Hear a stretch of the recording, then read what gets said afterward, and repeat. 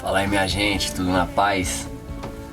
Bom, hoje estou aqui diretamente do meu escritório, meu instrumento de trabalho aqui de todos os dias, o ônibus, onde eu transporto pessoas, vidas, para continuar o meu propósito pessoal e construir reflexões que promovam entendimento, concílio entre culturas, entendimentos diferentes, do poder superior, de cultos, a divindade e a forma de cada um compreender o Deus da sua existência e da sua salvação, né?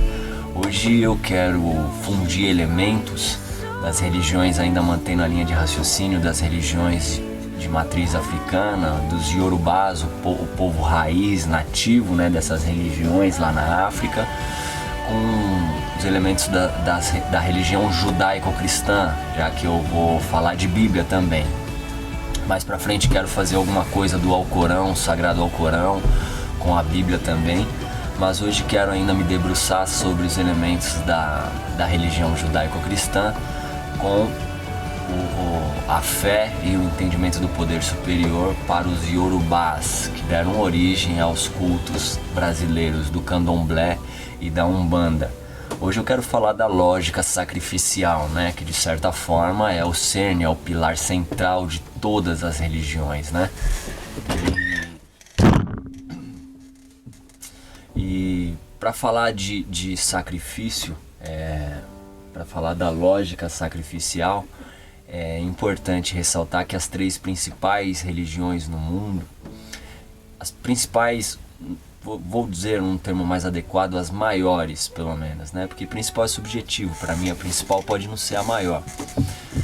Mas as três maiores religiões do mundo são o cristianismo, o islamismo e, em terceiro lugar, bem distante do cristianismo e do islamismo, é o judaísmo, né? E a lógica sacrificial, ela está dentro dessas três religiões como um pilar central. Os judeus e os muçulmanos ainda oferecem sacrifício de animais no seu culto ao Deus de Abraão, né? Porque eles estão dentro dessa raiz abraâmica, né? Os muçulmanos vêm de Ismael, o filho mais velho de Abraão, e os judeus vêm de Isaac, o filho, como os judeus dizem, o filho da promessa de Abraão, né? Então eles são povos co-irmãos que ao longo do tempo se desentenderam por várias vertentes aí dentro da sua compreensão de Deus. Mas basicamente eles servem ao mesmo Deus e os chama apenas de nomes diferentes, né? Eles oferecem sacrifício de animal. O cristão não oferece sacrifício de animal, embora ele está dentro da raiz dos judeus. Ele não oferece porque Cristo renovou, reformou o entendimento e a lógica do sacrifício animal, e depois Paulo vai aperfeiçoar esse pensamento. Por exemplo, a Páscoa dos judeus, a primeira Páscoa que foi celebrada no êxodo do Egito, ela é celebrada com sacrifício animal. É a morte de um cordeiro e depois do sacrifício animal, as famílias se alimentam daquela carne do cordeiro, e o sangue é aspergido pelos umbrais da porta para que o anjo da morte não visite as famílias dos judeus com a morte que estava assolando os egípcios, né? Os egípcios, uma das pragas. Então, a partir de então, a Páscoa nos judeus é celebrada como uma memória da época que eles eram escravos e que se tornaram livres. Jesus reforma esse entendimento porque ele assume a figura do cordeiro, que agora não precisa mais de sacrifícios repetitivos e cíclicos. Ele é o cordeiro que se sacrificou uma vez por aqueles que assim creem, para redenção dos seus pecados. A Bíblia vai dizer que sem sangue não há expiação de pecado, né? Então, na lógica sacrificial, o sangue, ele precisa ser, o animal, ele precisa ser imolado, e ciclicamente o sangue precisa ser oferecido à divindade para que ela aplaque a sua ira, para que o ofertante seja aprazível diante de Deus, né? E assim funciona para os judeus e para os muçulmanos até hoje. Os elementos sacrificiais dos cristãos, eles se tornaram, por exemplo, em Cristo, como ele inaugurou uma nova aliança. A sua Páscoa, a sua primeira Páscoa foi celebrada na sua ceia com seus apóstolos, com seus discípulos. às vésperas da sua traição e da sua morte, ele celebrou com pão e vinho, enquanto os judeus celebravam com carne e sangue, sacrifício de animal. Ele celebrou com pão e vinho, ele inaugurou uma nova aliança. Então não existe o sacrifício animal, mas existem outros elementos que assumiram o papel do sacrifício animal, como frequência no templo, o dízimo, a oferta, enfim, o próprio jejum, a oração é tido como um sacrifício. O Paulo vai chamar isso, por exemplo, aos Romanos, ele vai dizer: apresentem os vossos corpos como sacrifícios vivos diante de Deus, esse é o vosso culto racional, e é um culto aceito diante de Deus, é o que se chama de sacrifício de louvor. Ocorre que apresentar a lógica sacrificial aos fiéis sem preparar a mente de que Deus não é propriedade nossa, traz para o homem, de certa forma, um merecimento, um balcão de negócios diante de Deus, né? O homem pode pensar ao longo dessa vida religiosa embasada apenas no sacrifício, de que oferecer o sacrifício é suficiente para agradar o coração de Deus, do poder superior da compreensão de cada um, trazendo para si o favor, a bênção, o perdão, e não é dessa forma, né? Ainda na antiga aliança a gente vê que não é dessa forma. E uma aspas antes de falar do mito que eu quero dizer hoje e fundir os elementos de visões e culturas diferentes, é dizer que é lamentável que os evangélicos, os fundamentalistas evangélicos cristãos brasileiros, eles julgam e demonizam o culto africano porque é um culto de sacrifício animal, mas não demonizam, por exemplo, o culto dos muçulmanos e o culto dos judeus, que também fazem sacrifícios animais até hoje, né? Hoje eu quero falar de um orixá que ele é grosseiramente, os primeiros cristãos missionários que tiveram contato com os iorubás na África, quando foram evangelizar, levar o cristianismo para a África, em contato com os iorubás e a sua cultura, quando eles se depararam com as características de Exu, eles associaram Exu ao diabo e grosseiramente fizeram isso, né? E Exu carrega esse fardo até os dias de hoje. Exu tem o papel de mensageiro dentro da visão iorubá. E por que eu estou falando de Exu? Porque dentro do mito que eu quero expor sobre Exu, onde é posto alguns princípios que eu vejo na mensagem de Jesus e que quebra também a lógica sacrificial, onde eu vou fundir com a história em que o profeta, o sacerdote, o juiz Samuel confronta Saul na sua desobediência em apenas oferecer sacrifício, achando que vai agradar o coração de Deus. E ele é confrontado por Samuel dizendo a ele que sacrifício não é tudo, obediência é melhor do que sacrifício. Eu vejo isso nos mitos, por exemplo, que vão dizer sobre Exu. Exu ele tem um papel dentro da visão iorubá, da visão de religião dos iorubás, semelhante ao que o Espírito Santo tem na visão dos cristãos de divindade e de espiritualidade, né? Ele tem o papel do mensageiro. Vai dizer, por exemplo, um dos mitos sobre Exu vai dizer que ele ajudou Olorum, ou Olodumare, na criação do mundo, quando Olodumare apenas intentava criar a matéria e fez uma assembleia com o panteão dos orixás africanos, e um dizia de uma forma e ele dizia que ele queria criar a matéria, e ele foi ouvindo os seus filhos, os seus sábios no Orum, no céu, e um dizia de uma forma, outro dizia de outra, e cada um contrariava a forma do outro, eles não chegavam ao entendimento, até que Exu disse para Olodumare que ele fizesse um sacrifício antes de 101 pombos, e que este sangue fosse aspergido em determinados esferas do universo, para que primeiro houvesse um sacrifício, um derramamento de sangue de algo que fosse realmente muito importante e especial, para que depois os caminhos fossem abertos para a criação do mundo.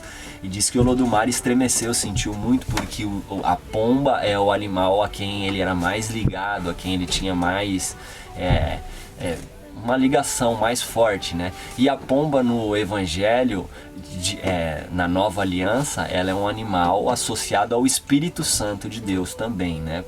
Quando Jesus sai do seu batismo no Jordão, é visto uma pomba descer do céu como e uma voz que diz: este é o meu filho amado em quem eu tenho prazer, né? Então a pomba, ela é um animal que ali simboliza a presença do Espírito Santo ungindo e outorgando, autorizando o ministério de Jesus na terra.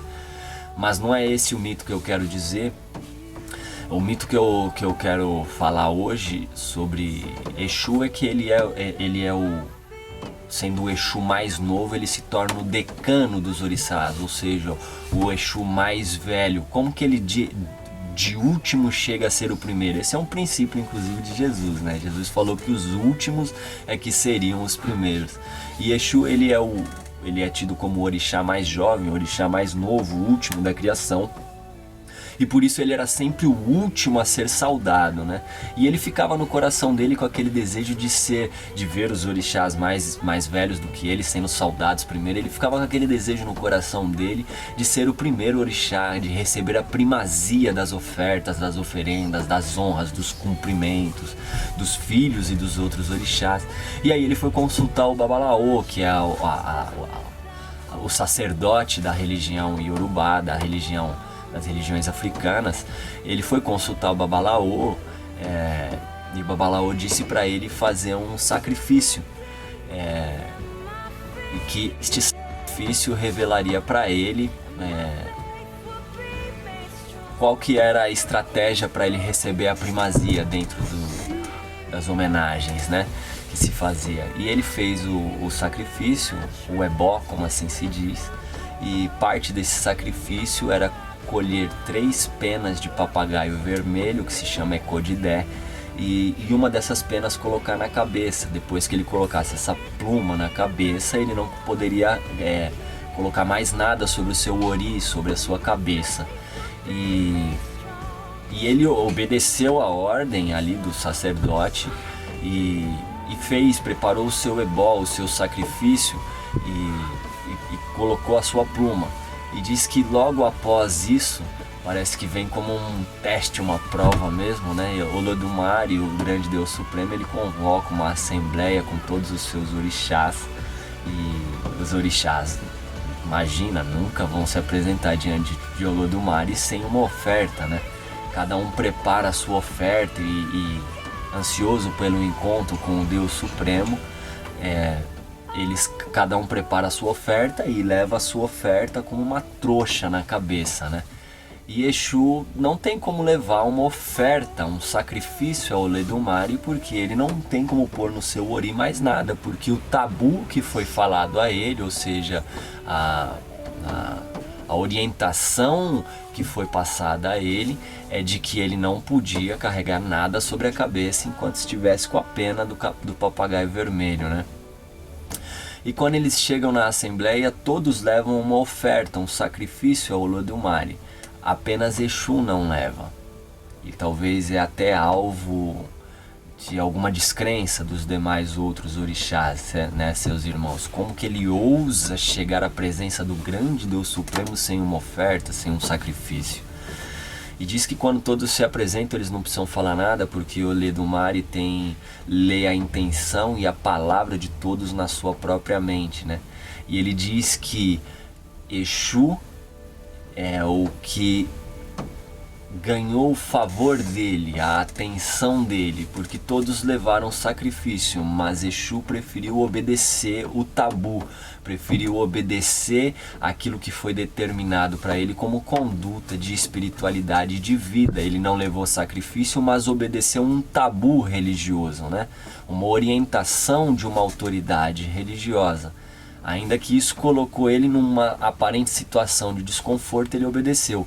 E por ele ter obedecido, ele se tornou o primeiro ali. De último, Olodumare deu para ele o poder de mensageiro. A partir de então, Olodumare falou que ninguém mais chegava a ele se não fosse por Exu. Então, ele ganhou ali a primazia entre os seus irmãos orixás, e de mais novo foi feito o decano, o mais velho. Então todos os filhos dos outros orixás, antes de oferecerem qualquer oferenda aos seus orixás, tinham que oferecer primeiro a Exu, porque era ele que era o mensageiro que levaria aquela demanda daquele orixá, daquele filho daquele orixá, a Olodumare, né? Que traria a provisão. E assim ele ganha a primazia entre os seus irmãos. Eu fundo esta história como uma história na Bíblia que fala do rei Saul. O rei Saul, ele foi o primeiro rei da história de Israel, e ele foi um rei também que se embasou muito na lógica sacrificial, na performance individual. E diz que um dos seus primeiros atos, ele conseguiu bastante feitos positivos para Israel, mas ele se perdeu dentro do ego, da arrogância dele, da vaidade dele, em fazer as coisas do seu jeito, dentro da sua obstinação pessoal pelo poder, porque foi Deus que levantou ele como rei, mas aí depois ele se apegou muito ao cargo. E diz que Deus decidiu fazer vingança contra os amalequitas, os amaleques. Amaleque, ele era neto de Esaú, irmão de Jacó, dentro da linhagem de Abraão. E eles fizeram oposição a Israel quando Israel volta do êxodo do Egito. Eles fizeram oposição, isso ficou no coração de Deus. Um irmão se levantou contra outro, vocês ainda vão sofrer uma consequência por conta disso. E lá nos dias de Saul, o profeta lembra para ele a palavra de Deus, que Deus está no coração se vingar de Amaleque, dos amalequitas, o povo amalequita, porque eles fizeram mal a Israel lá atrás, quando Israel estava ainda peregrinando, tentando achar o seu lugar. Então diz que Deus, através de Samuel, determina para que Saul vá, faça guerra aos amalequitas e não deixe ninguém vivo, e não tome despojos de guerra, porque ali se trata de uma vingança por uma injustiça que foi cometida lá no passado. Diz que quando Saul vai e faz guerra, ele vence os amalequitas, porém ele poupa o rei de Israel e poupa o melhor do gado, o melhor do gado dos amalequitas, ele poupa com a aparente desculpa de sacrifício a Deus, né? E diz que quando Samuel, a autoridade religiosa, vai se encontrar com ele, vai chegando lá no arraial dos israelitas, dos hebreus, e ele vai ouvindo o balido do gado de longe, e ele vai estranhando, né? E aí ele chega para Saul e fala assim: mas e esse gado aí, de onde que é? Não, é dos amalequitas. Ué, mas Deus não falou para exterminar tudo, que se tratava de uma vingança, de uma sentença divina de tempos passados? E Saul, ele vai defender, é como se ele quisesse dizer que Deus estava errado e ele estava certo dentro da sua lógica sacrificial. Ele vai defender a sua conduta e a sua postura, dizendo que ele preservou o melhor do gado para sacrificar o próprio Deus, que disse que não era para ter ficado com despojo algum de guerra, com prêmio algum da guerra, né? Então tá aí a lógica sacrificial, e Samuel confronta ele dizendo assim: acaso Deus tem tanto prazer em holocaustos, em sacrifícios, do que em que se obedeça a sua palavra? E ele vai dizer assim: olha, para Deus é muito melhor obedecer do que sacrificar. Então aqui existe algo de maior valor sendo apresentado diante de Deus. Para o homem existe algo de maior valor do que o sacrifício, que está dentro da lógica de toda a religião, que é a obediência, aquilo que Exu demonstrou diante de Olodumare, o Deus Supremo, que foi a obediência a um tabu em vez do sacrifício que se oferecia. Sair um pouco do padrão religioso, porque às vezes temos que quebrar essa lógica sacrificial na relação com Deus. Então quebrar essa lógica sacrificial não é uma coisa simples, às vezes te põe em situações desconfortáveis, e foi isso que Samuel disse quando ele falou assim: obedecer é melhor do que sacrificar. Nem sempre é sacrifício, nem sempre é jejum, é oração, é frequência em templo, é sacrifício de animal. Às vezes é a simples obediência a um tabu, algo que já está determinado, algo que já é tradicional, a palavra de uma autoridade religiosa. E às vezes a gente prefere se apegar a uma performance religiosa dentro do sacrifício, preferindo barganhar com Deus, do que se relacionar honestamente com Ele dentro da obediência, né? Que entra dentro do culto verdadeiro que se faz com a divindade. Então os elementos que se fundem nessa história é que em ambas as histórias a obediência teve maior valor diante de Deus do que o sacrifício. E por exemplo final, eu tomo a sabedoria de Salomão, que no livro de Eclesiastes disse: definiu o sacrifício de tolo como aquele que se achega ao santuário sem reverência. Ele diz em Eclesiastes 5 que ouvir é melhor do que chegar e oferecer sacrifícios de tolo. Em outras palavras, ele está dizendo que aquele que se reveste de muita santidade superficial, de aparência externa, com um discurso super moralista, aparentemente cheio de sacrifícios, de belezas externas, mas ainda quebra e viola alguns tabus que são universais, são leis espirituais, elas não são propriedades de uma religião. Quando você quebra um tabu, por exemplo, de não julgar para não ser julgado, ainda que você demonstre alguma santidade, você está oferecendo apenas um sacrifício que é de tolo. E assim eu concluo esta mensagem afirmando e reafirmando que as nossas semelhanças são maiores que as nossas diferenças. Viver e deixar viver. Essa é a espiritualidade que transcende qualquer religião, religiosidade e que inspira as pessoas à volta. Tamo junto, família. Forte abraço.